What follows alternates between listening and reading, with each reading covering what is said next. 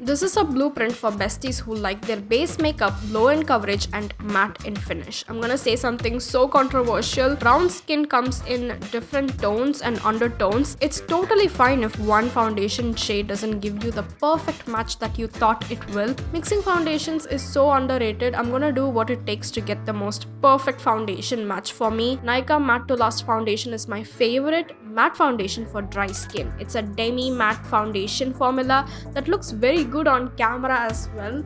But do you see those two shades? Those are shade number 11 and 12, and both are not the exact match I'm looking for, even though I can totally get away from using these two foundations. 11 is cool toned and 12 is too warm toned. Mixing these two foundations gave me the perfect my skin but better kind of a finish. You can never go wrong with a breathable medium coverage foundation. It's also very buildable. If you take away all the makeup that I have, this is that one foundation I will fight to get back. Spot conceal and correct your problem areas with a skin tone concealer color. If you think one concealer color cannot solve your problem, then get yourself concealer palettes and wheels where you get color correctors, concealers, highlighters and contour color in one palette. I like using my fingers to warm up the concealer formula and blend it into my skin.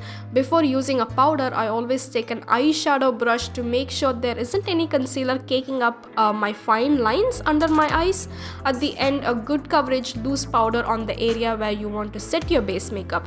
Because I already liked Nykaa Matte to Last foundation, I thought I would give their loose powder a fair chance. I got the shade Olive, and it's not my shade at all. It's several shades lighter to my skin tone. I've been using this powder every day since I opened my package.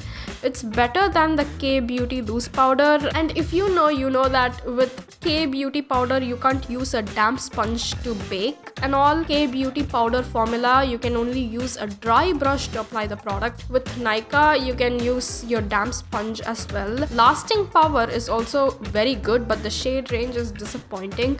You also get a free mini pizza puff with this powder. After setting my base, I once again go with the same eyeshadow brush, and this time I make sure there isn't any loose powder caking up my under eye wrinkles. Coverage of this powder is buildable. You won't get full coverage in just one layer.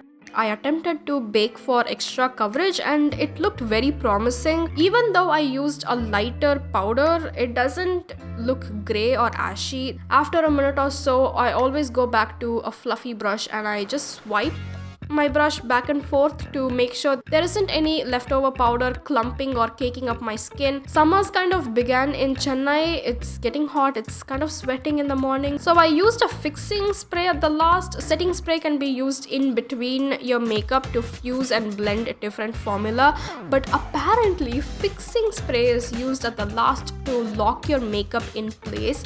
The same goes for powders as well. I was 2 years old when I learned that fixing powders exist. We should definitely talk more about powders. In the end, I applied a glowy lip balm from Faye Beauty, and this is the finished look.